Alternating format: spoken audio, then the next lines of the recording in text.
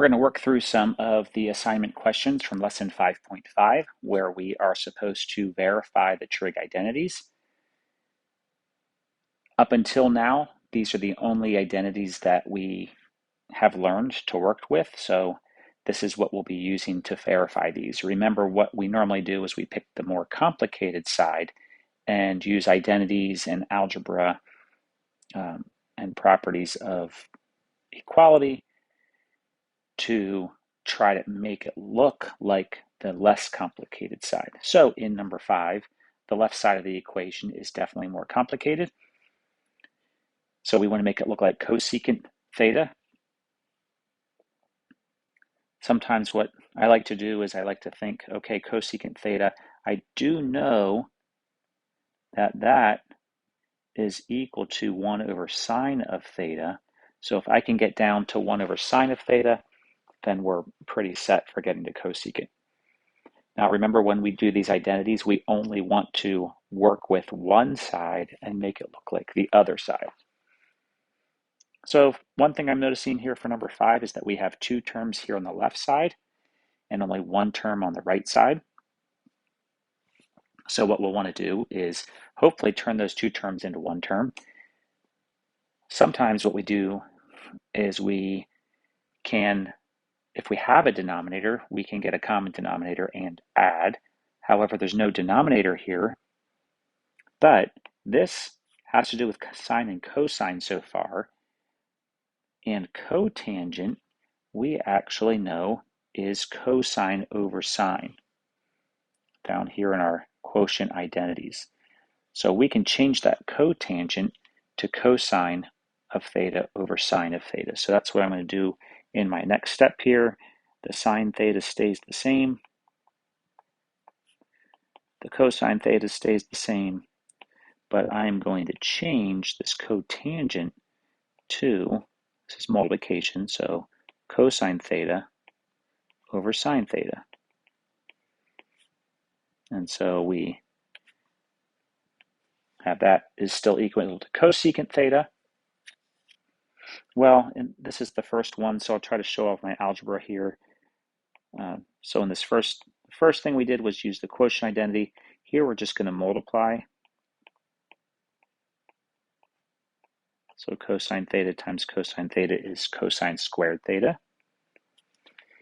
Now we have a number or a trig identity plus a fraction. So the next thing we would want to do is get a common denominator. You don't have to show your work in here what you're doing, but I'll write it here. We're going to get a common denominator. And so we multiply sine by sine theta over sine theta, which gives us sine squared theta over sine theta plus cosine squared over sine theta. So we got those common denominators, and so now we can write sine squared theta plus cosine squared theta over that common denominator of sine theta. Now, sine squared theta plus cosine squared theta, we should recognize that one. That is a really important identity. We will see that fairly often. Sine squared theta plus cosine squared theta is equal to 1. So this numerator here just is equal to 1. So we have 1 over sine of theta. That was using the Pythagorean identity. 1 over sine of theta, that we were trying to get to that, we know from down in our yellow highlight here, not our yellow highlight, that is wrong. We know that 1 over sine theta, let's see if I can find it here, 1 over sine theta is equal to cosecant theta. So our last step here, we can say this is equal to cosecant theta, and that's what we were trying to do. Cosecant theta is equal to cosecant theta. So we verified that one. Number 6, looking for the more complicated side. This one isn't as obvious, but I would say the one with the fraction is more complicated. So we're going to work with that. And kind of the reverse of what I said for number 5, we had 2 terms in number 5, and we were trying to turn it into 1 term, so we got a common denominator. In number 6, we have one term here and two terms on the right side. So if we could turn the left side into two terms, that would be great. And we can because we have this denominator of sine. That is our common denominator. So since it's a common denominator, we don't do this often much when we're adding or subtracting fractions, but in this case, it makes sense to do this. We're going to take this sine theta and put it under each term because we can think of it as a common denominator.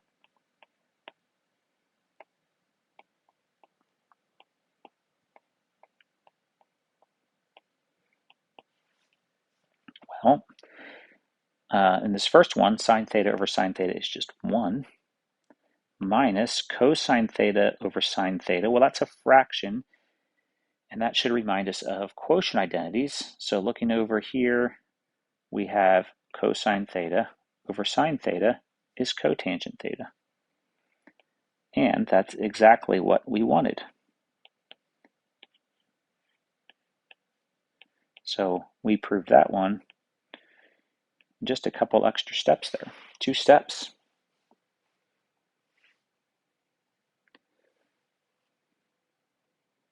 All right.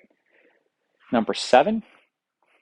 Number 7, we have one term here, which is equal to one term here. So we don't have to split things up. So we have a fraction here. So what we're hoping here is this left side, which is the more complicated side, will hopefully reduce to 1. And so that's what we're going to work through here. There's a couple different options for doing this, or a couple different ways. Most of them use the same concept, but I'm hoping everything cancels. So if I want to get everything to cancel, I would like to get things at least in the same trig ratio. And I know that tangent can be written as sine over cosine. So I'm going to take that tangent theta there and use the quotient identity, and I'm going to write sine theta over cosine theta, and that's for this tangent right here. So that's still multiplied by cosine theta over sine theta. So once again, just to reiterate, we took tangent theta and we turned it into sine theta over cosine theta. So that was using the quotient identity. Well, now that we have that, we actually just have some fractions here that will reduce. So we could say by simplifying, cosine theta cancels with cosine theta. Probably don't really need to write this step, but if they cancel, we have sine theta over sine theta, which once again, those two cancel. And we get 1 is equal to 1. So not too tough.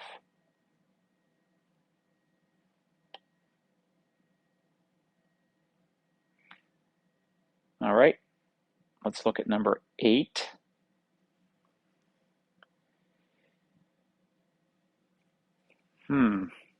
Well, I've been saying, well, this is one term on the left and one term on the right, so see if we can change them into each other. Here's where we'll, so a couple things we can do here. So this is something to look out for. We have the number 1 with something squared. And I'm not saying this is always the case, but if you have a 1 with something squared, you want to think Pythagorean identity. Now, sometimes it might disappoint. It might have nothing to do with the Pythagorean identity, but oftentimes it does. So let's look over here. 1 plus tangent squared theta. We have that right here. So 1 plus tangent squared theta is secant squared theta. So we can use that Pythagorean identity, that second Pythagorean identity, and we can say secant squared theta. We're replacing there over tangent squared theta is equal to hopefully cosecant squared theta. Well, tangent can be turned into something with cosecant and secant. So here's tangent is sine over cosine, but we also have tangent is secant over cosecant. So let's go ahead and take this. We'll keep the secant squared the same on top. but we're going to change tangent. And again, we could have used this yellow highlighted one, but we know we want to get to cosecant squared, so we'll go ahead and use this pink highlighted one here.